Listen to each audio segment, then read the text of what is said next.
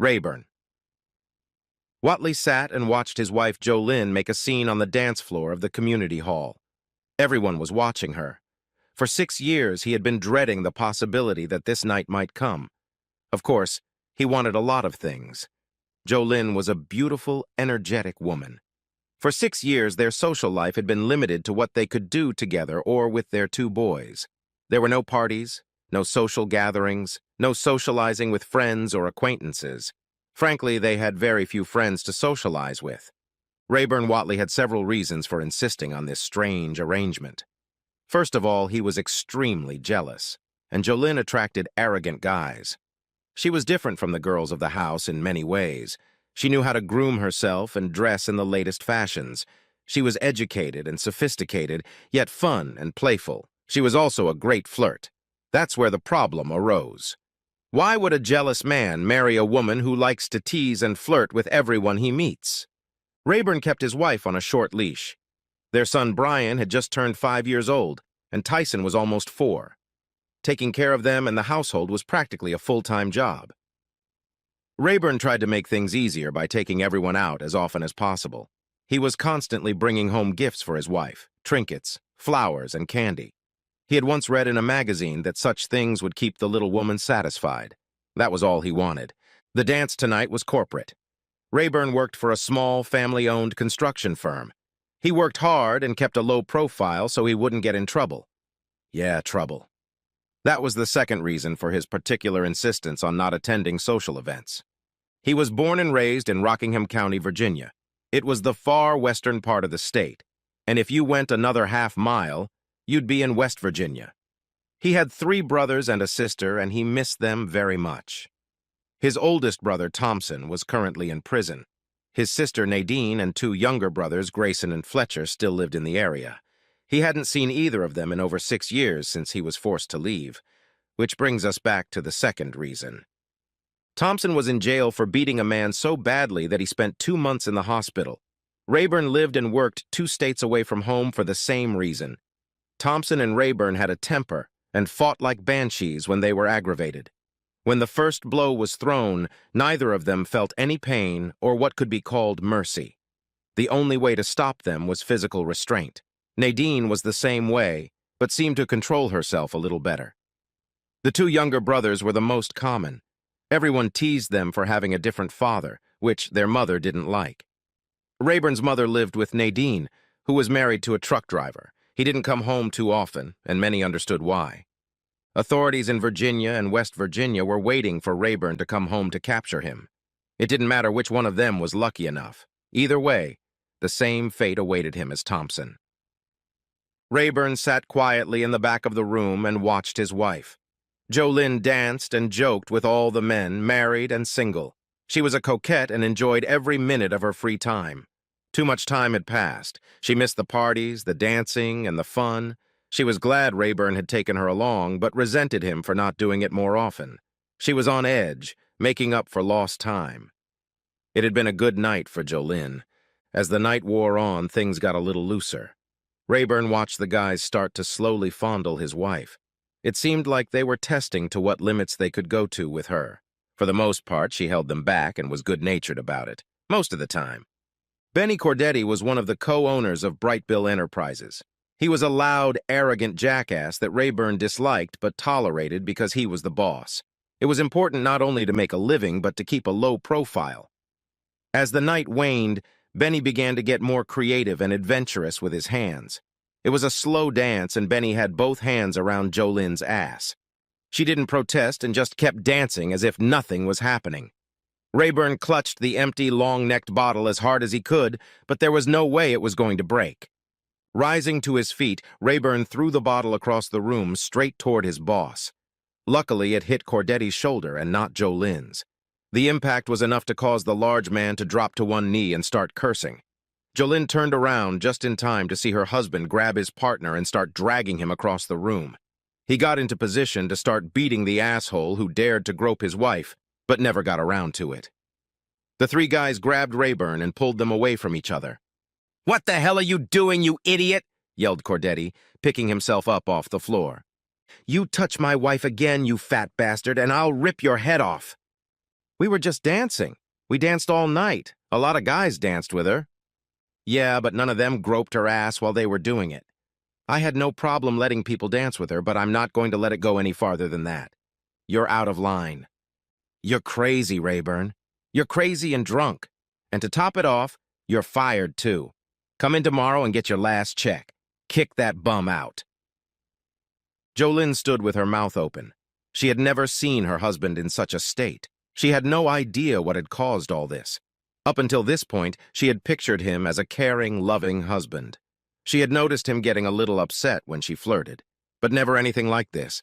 In 6 years. Rayburn looked at his wife for some encouragement, but saw none as he was escorted out. 10 minutes later, he was home. He paid the babysitter and laid down on the couch. He was not drunk. He knew better, and he'd had enough to drink overnight. He sat in the dark living room. The only light was falling from the kitchen. He realized someone had given his wife a ride home when he heard the car door slam. He didn't bother to look to see who it was. Was it Benny? Well, thank you for making this a night to remember. I've never been so humiliated. Thank you so much, Rayburn. She tossed her package on the chair and noticed her husband didn't say anything back to her. Did you hear me? Are you awake or are you so drunk you can't think straight? I'm fine. I see you made it home. No, thank you. Rayburn didn't feel like arguing with her. He was sitting here because he didn't want to be in bed when she got home if she did. By the way, I got you your job back. You'll go out to it tomorrow as usual. What the hell did you do? Did you sleep with him so he'd give me my job back? As soon as the words left his mouth, he regretted saying them, but it was too late. Hell no. I slept with him because I wanted to. Jolynn was beyond furious as she slammed the bedroom door shut. Her words had hurt him more than anything else in his entire life. He realized she was furious, but she had no idea what kind of demon she had let loose. Rayburn spent the night in his truck. After eating breakfast, Rayburn waited in the company parking lot for the payroll office to open. Waiting was bad because it gave him time to think. He replayed the events of the previous night over and over in his head. He always stopped when he got to Jolynn's confession or whatever it was. Hell no! I slept with him because I wanted to. He watched as Benny Cordetti pulled up in his black Cadillac. Hell, no one drove those anymore. Finally, when he felt it should be ready, he went inside. The girl in the payroll department seemed hesitant to write him a check, but finally did. Before he left, he signed a few resignation forms regarding medical records and tax information. Rayburn breathed a sigh of relief as he walked out, but he was late. Hey, Rayburn, what the hell's going on? Benny looked even bigger and pudgier in the daylight. Didn't the old lady tell you? It's all right. I took you off the fire. Rayburn waited as he walked toward him. Several workers stopped what they were doing and stared in their direction. I'm very sorry you had such a misunderstanding, Rayburn. I'm sure everything will be fine now. We all look forward to having you and your wife at our parties more often. Benny Cordetti looked at Rayburn Watley with a wide grin on his face. And that was a mistake. Benny was a full foot taller than Rayburn and weighed at least 60 pounds. But none of that mattered. The big man was on his feet for longer than Rayburn expected. Finally, Rayburn felt, or rather heard, a few ribs crack. This caused Benny to drop to one knee. The steel-toed boot quickly snapped the kneecap that was in front of him and dropped him to the ground. Benny's exposed gonads were the next target, and when he rolled onto his back to defend himself, Rayburn was immediately on his chest. Most of the blows landed on Benny's face. One of the missed punches broke his collarbone. The sharp pain in his right arm caused Rayburn to start using his left. By the time several workers pulled Rayburn away from the battered body, Cordetti's face had turned into a bloody mess. Two of them ended up on the ground, and then they all let him go, and he went to his truck. A few people were helping Cordetti, but most of them looked at Rayburn with awe. None of them had ever witnessed a spectacle like this before. Brian and Tyson were playing in the backyard when he got home. Rayburn opened the door and whistled. In a flash, both boys were in the truck. Rayburn watched in the rearview mirror as Jolynn stood on the back porch and screamed, waving her arms. Tough shit. An hour later, they were on Interstate 81 heading south. The boys wanted to have lunch at Mickey D's, but they started asking about their mother. Rayburn tried to change the subject by telling them about the good time they would have at Aunt Nadine's. Rayburn stopped by Nadine's house, who immediately sent him to Fletcher's. He had just gotten married and rented a house that was twice the size he needed to make his new bride happy. She had a 4-year-old son from a previous marriage, so everything worked out well. Fletcher and Grayson worked in Arlington. They usually left Monday morning and returned Friday night.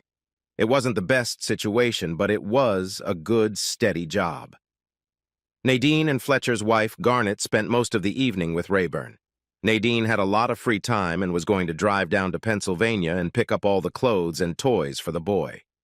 Rayburn laughed when she volunteered so quickly. If anyone could handle Jolynn, it was Nadine. She was mean, tough, and nasty as hell. Rayburn could never understand how she managed to get a man to marry her. He thought she must have intimidated him, or he had a wooden leg and couldn't escape. She wasn't amused when he talked about it. Nadine insisted that Roger had married her because of her looks and pleasant character. Then she always laughed at her own joke. She left at first light and arrived at the house by lunchtime. "Who the hell are you?" Jolynn still wasn't dressed. It was obvious she had been crying. "I hate to say it, but in this case it's true. I'm your worst nightmare." "Oh, shit. So what now? I can't take it anymore." Nadine watched as Jolynn walked slowly into the living room and sank down on the couch. "I'm Nadine, Rayburn's older sister. I promise not to hurt you, but I won't put up with any nonsense either. Do you understand?" "No, I don't understand. You're in my house and you're not my master. As long as you're in my house, I'm going to do and say what the hell I like. I don't care if you like it or not." Suddenly, Nadine realized why Rayburn had married this woman. She looked like a Barbie doll, but she had balls. She couldn't understand how she and Rayburn hadn't beaten themselves to death over the past 6 years. If any woman talked to Rayburn like that, he'd punch her in the face, whether she was a woman or not. Apparently, Rayburn never gave this woman any slack. "Jolynn, do you have anything for lunch? I haven't had breakfast today." "Yes. Go into the kitchen. I can whip something up real quick. Would you like some coffee?" "I'd prefer a Coke if you have any." For several minutes, neither woman spoke. Nadine sat down, Jolynn served the coffee, and then sat down. "Where the hell is my husband?" "Why do you care?" "He's my husband, and he has my children." "Where are my kids?" "With your husband. They're safe and having a good time." "Where the hell? This is my house. Stop playing cute word games with me." "They're at home in Rockingham County." "Why?" "Because if he stays, he'll probably kill you." "Why the hell does he want to kill me?" "Because you cheated on him. No Watley man would tolerate that. Hell, I can't understand why you're here now." "Oh, shit. I realized I fucked up as soon as I said that. Stupid, stupid, stupid." "Care to explain?" "Do you want another Coke?" "No, but I'll have a coffee." Jolynn poured 2 cups of coffee. Nadine brushed off the creamer. "When I got home from that damn party, I told Rayburn that his boss had relented and that he was still at work. When Rayburn made some smart-ass remark about me screwing that boss so he could keep his job, I hit the ceiling. I was furious. That he could even think such a thing was beyond me. I did the only thing that came to my mind. I gave him a smart-ass answer. That's what got me in trouble." "What the hell did you say?" "I said I screwed his boss because I wanted to." Nadine took a sip of hot coffee. "I'm surprised he didn't kill you right then and there. You must be a real blonde because that was the stupidest thing a woman has ever said to Rayburn Watley. Really stupid." Jolynn didn't answer anything. "What happened that got Rayburn fired in the first place?" "I acted like a student at a frat party all night. I could tell Rayburn was mad at me, but I was having so much fun I didn't want to stop. I was doing one last dance with Rayburn's boss, Mr. Cordetti, when the situation finally got out of hand. Cordetti put both hands on my cheeks. I told him to remove them immediately, or I'd kick him in the balls so hard he wouldn't be able to walk for a week. I didn't want to make a scene, but I was too late. Before we knew it, Rayburn had thrown a beer bottle at Cordetti and hit him in the shoulder. I think he was aiming for his head. Now that sounds like my brother." One thing led to another, and in a fit of anger, Cordetti fired Rayburn on the spot. Rayburn got away before things calmed down.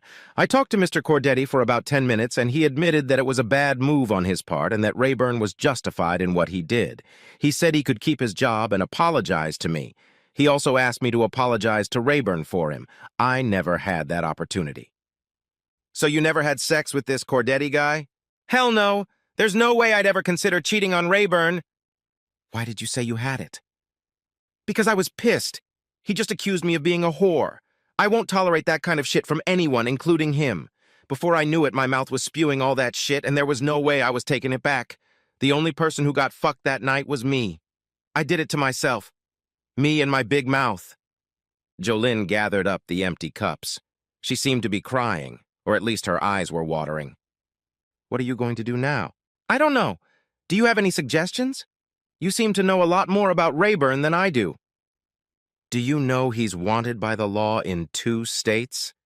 What? No, I didn't know that. What the hell did he do?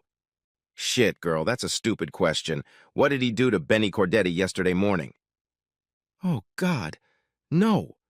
Cordetti won't be out of the hospital for at least 3 weeks. This is the same Rayburn we all love and adore. For a few moments, both women sat in silence. He can't come back here, can he? No. And he can't stay there either. Exactly. What the hell are we going to do? What do you mean, we? You're not among Rayburn's favorites right now. Oh, shit. He doesn't know the truth. There's no way he knows what really happened. Shit, I'm in trouble again. Look, Jolene, it's been very interesting getting to know you. I enjoyed the lunch and conversation, but now I need to get the baby's things and hit the road again. Can I come with you? Hell no. Are you trying to get me killed? Can I have your phone number? I can handle it, but don't expect me to take sides. Rayburn is my brother. Blood comes first. We have money in the bank that we've been saving to buy a house. Rayburn needs the money. I can get it for him. He's fine. He's with his family. He doesn't need anything. Hold on to that money. You might need it.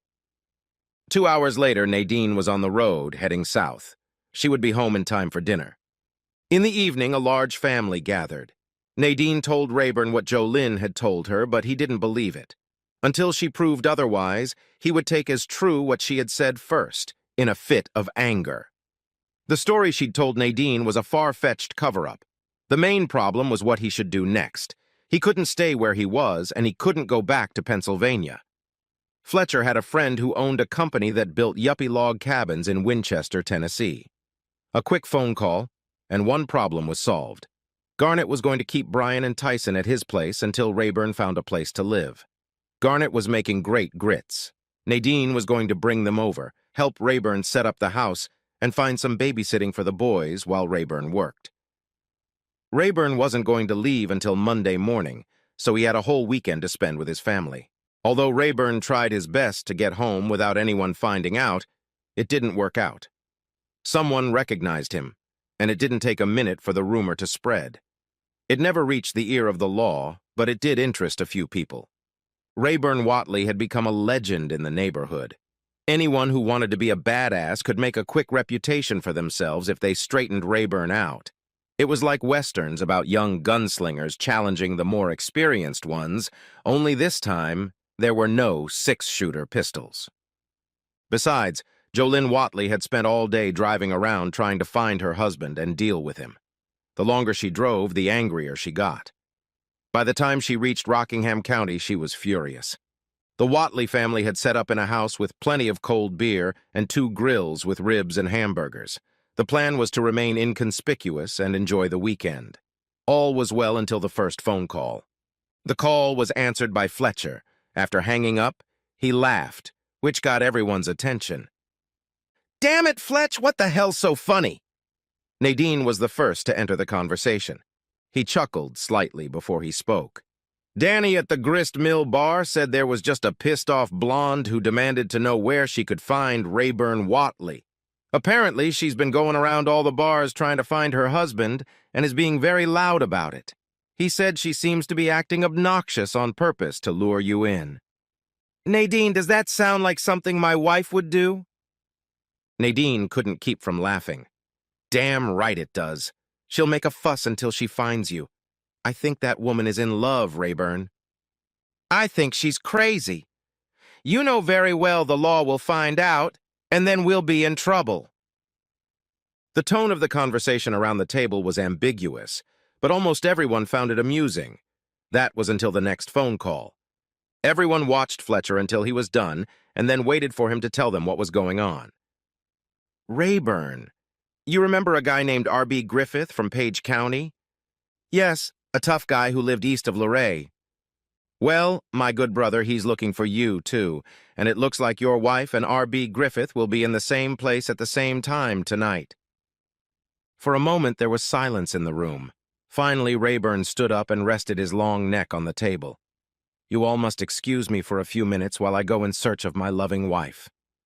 Fletcher and Grayson didn't want to miss anything that was about to happen, but Rayburn gestured for them to sit down. He made it clear, however, that he wanted Nadine with him. He saw Jolene's car in front of Wet Willie's. He parked in the back, and he and Nadine went in the side door. It was a Saturday night at a country honky-tonk, but you could hear a pin drop if you didn't count two people talking in the middle of the dance floor.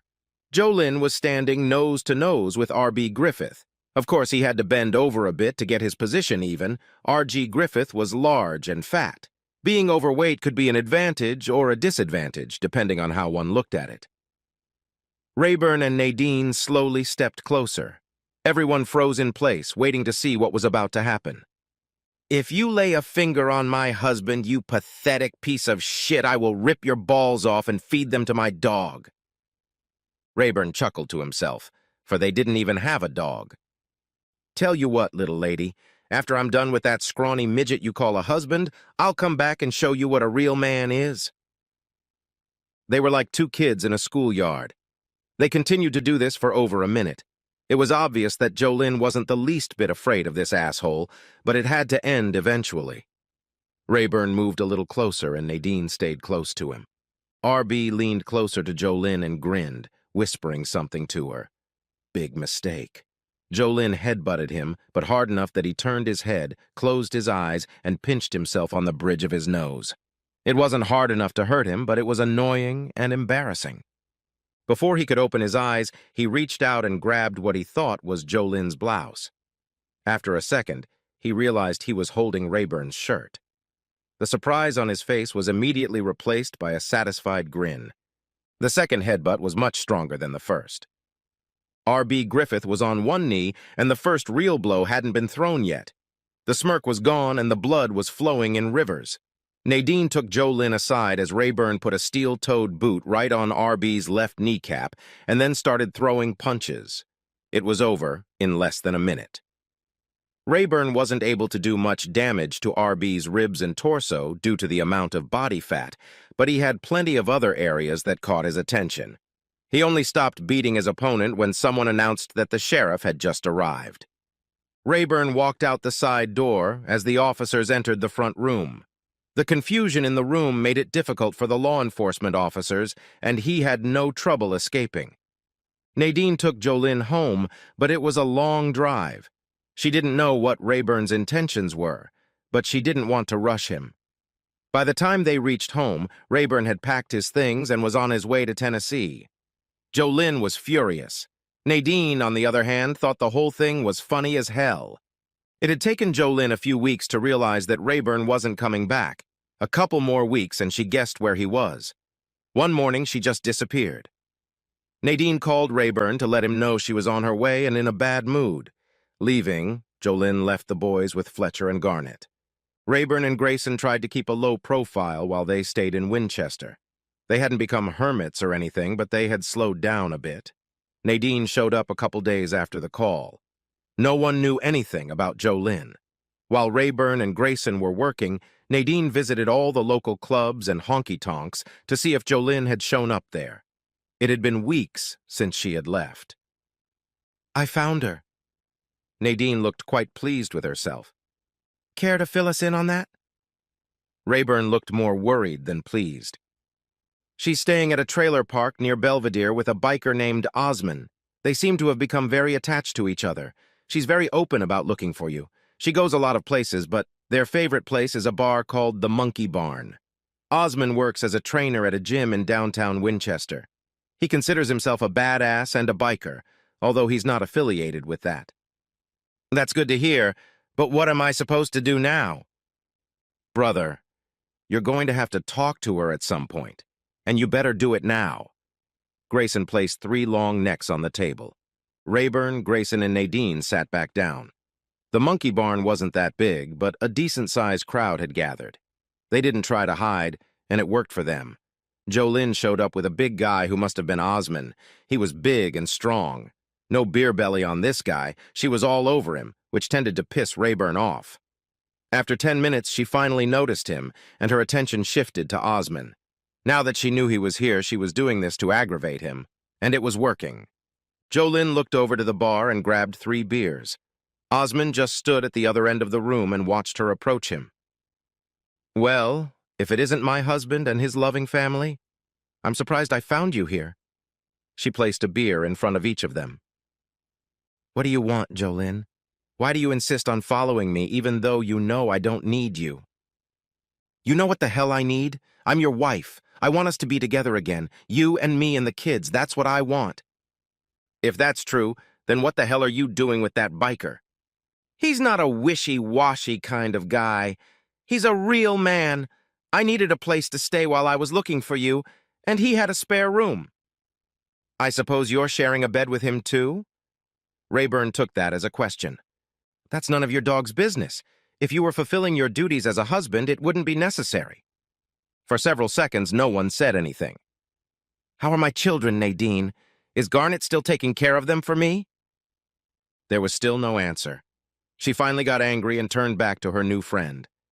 Things went quiet for a while. They decided to finish their beers and leave. They saw everything they wanted to see. And that's when it all went to shit. When they got up from their chairs, Rayburn seemed to stumble.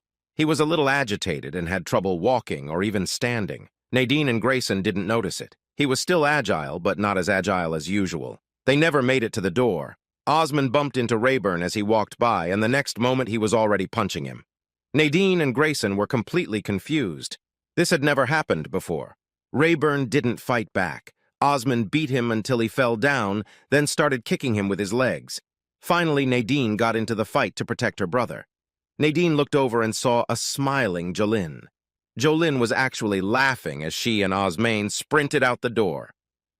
Grayson insisted that the hospital do a full toxicology workup on his brother. There was no doubt that he had been drugged, and the police were immediately notified. The injuries turned out to be quite serious, and Rayburn spent 5 days in hospital. The police never found Osmond or Jolynn. Rayburn and Nadine returned to West Virginia so he could recover. For some reason, local law enforcement on both sides of the state line didn't bother him. Exercise had never been a part of Rayburn's life. His body fat was non-existent, and his muscular body was a natural complement to hard work. Now that had all changed. Nadine quickly realized that therapy and exercise were essential to Rayburn's recovery and made sure he received both. Fortunately, there were no serious problems. Within a few months, he was back to normal or even better. He was ready to go back to Winchester when they got the call. Grayson, what's going on, brother? Just a little news I thought you might be interested in. It seems Osmond and your wife left for Sturgis this morning. They're traveling on his motorcycle, so I think it's going to be about 3 days. Have they been to Winchester? No. After the trouble at the monkey barn, they moved to Chattanooga. That's why we couldn't find them. He was bragging to some old friends in town, and that's how I found out about their trip. What the hell was he bragging about? The beating. He claims he's the only one who could take Rayburn Watley. Well, that sucks. It gets worse from here. He also claims to have taken your wife. At this point, Nadine stepped in. I'll have the truck packed and ready in an hour. Rayburn, drop the boys off at Garnett's and be back here in 10 minutes, no more. We've got a long trip ahead of us. It took them exactly 24 hours to cover the 1,600 miles. Nadine managed to get a room in Deadwood. It was close enough for what they needed to do. It was simply impossible to compete with a crowd of 500,000 people. They spent most of the first day sleeping and recuperating. They had no idea where to begin their search or how to conduct it. Since most of the city was closed off to all forms of transportation except motorcycles, they had to walk almost everywhere. Nadine thought it was funny, but it only made Rayburn angrier. The first day they spent 10 hours searching but got nowhere. The second day didn't start any better. They decided to split up and keep in touch via cell phones. It was about 4 o'clock in the afternoon when he found Osman. He and Jolynn were partying in noisy company in the middle of a crowded beer hall. He called Nadine and let her know where he was. Rayburn watched his wife and her new man for about 10 minutes and then slowly made his way through the crowd. If he tried to start something inside, he would be stopped quickly. It was necessary to get him outside, where he would have at least a chance. He was already 10 feet from their table when Jolynn spotted him. "Oh, shit!" All of their table mates turned around to look when she shrieked. Rayburn wasn't that big and he wasn't that obnoxious, but he had everyone's attention. Osman toppled over his chair, trying to get up. He began to squeeze through the crowd, trying to get to the door. He had at least 30 feet to go. Jolynn crouched down and tried to become invisible. It didn't work. Rayburn followed, but was in no hurry. Osman cast one last glance over his shoulder and sprinted out the door. He didn't hear the siren or the squeal of the ambulance's brakes as it hit him. Ambulances and fire trucks were the only exceptions to the rules of the road. Nadine arrived just in time to see him get hit. By this time, there was a commotion, and Jolynn was not immediately on her knees next to her escort. The medics immediately attended to the problem, but she was still looking around the crowd for Rayburn. Then she spotted Nadine beside her. She had to make a choice, and she slipped through the crowd in confusion. Nadine followed her as she disappeared into the van and bus parking lot. Osman was struck square in the face by an ambulance, resulting in 2 broken legs. Rayburn watched in silence as the ambulance crew loaded Osman into the back seat of the car with another patient. He was amazed that they could fit 2 stretchers in there at once. It had been a long drive here, and he hadn't even had time to fire a single shot. 10 minutes later, Nadine returned. "Did you lose her?" "No." "Are you going to tell me what's going on?" "Not until I have a cold beer." As they entered the beer tent, she giggled. Nadine didn't like to giggle, so this struck her as a little odd. "Your wife was thrashing around the parking lot trying to find someone to let her into one of the cars. Most of them were empty. Eventually, she found a couple guys who apparently agreed to let her hide in their bus. I waved to one of them, and he came over with a smirk on his face. It wasn't what he was expecting, however. My Spanish sucked, but I ended up giving him $800 if he would agree to take Jolynn with him when they left." Nadine finished half of the long neck in one gulp. "Where were they headed?" "I don't know. Didn't ask. But the bus emblem said Diablos de Juarez on it." We both laughed at that. "By the way, you owe me $800. When we got back, a big red Freightliner was parked outside the motel. Nadine had kept Roger informed of our whereabouts, but didn't expect him to show up. I left Nadine and Roger to use the room and found the Deadwood Legends Steakhouse myself. I ordered a large portion of ribeye but couldn't finish it. When I got back, my sister and her husband were still in the room, so I made myself comfortable in the pickup and tried to catch a few moments of sleep. He didn't seem too afraid of her. A knock on the pickup's window awakened me from a light doze. I figured Nadine and Roger were done, but I was wrong. It was a 20-year-old girl dressed like a biker girl. "I'm not interested in this. Go to the truck stop a quarter mile down the road." "I'm not a prostitute, damn it. I just want to ask you a question." I think I pissed her off. "What?" "I see you have Virginia plates on your truck. Are you going back there?" "Yes." "I need a ride to Harrisonburg." I groaned and moaned a little, then climbed out of the truck. I gestured toward the motel dining room and started walking. She picked up her backpack and followed me. "Want some coffee?" I got a nod, but nothing more. As the waitress started to approach the table, she leaned over and whispered, "Can I have a burger too?" I added a large plate of fries to my order and then introduced myself. "My name is Rayburn. What's yours?" Wanda Stiles." "How did you get in here, Wanda?" "Yeah, one of the guys I worked with convinced me we'd have a great time here at the rally. He might be having a great time, but I'm not. Some people might find 2 days on a Goldwing motorcycle fun, but not me. He hasn't even gotten a motel room. I refuse to spend another night in a camping tent. That's it? No! That son of a bitch offered to share me with some of his new biker buddies. That's when I decided I needed to get out of here. Wanda ate her burger like she hadn't eaten in days. She also did pretty well with the fries. She wasn't thin and she wasn't fat. Rather, she resembled a fattened corn farmer. About that time, Nadine and Roger walked in. I introduced them. "Oh, shit, I'm so sorry," said Wanda. "I thought you were traveling alone." "Now he is alone," exclaimed Nadine, waving to the waitress. "Rayburn, I'm going to ride back with Roger if that's okay with you. In fact, I'm going to ride with him if that's okay with you." She thought that was funny. Roger only smiled. Thus ended another chapter in Rayburn Watley's life. Nadine and Roger didn't return to West Virginia until 3 weeks later. Osmond spent 4 weeks in a hospital in Rapid City. While he was there, his Harley disappeared. No one heard from Jolynn again. During the trip home, the relationship between Wanda and Rayburn improved, and as they drove through Indiana, there was a sudden jump, and Wanda recognized his last name. Rayburn Watley was, and still is, a name to be reckoned with in Virginia. Greta teaches Wanda how to make grits.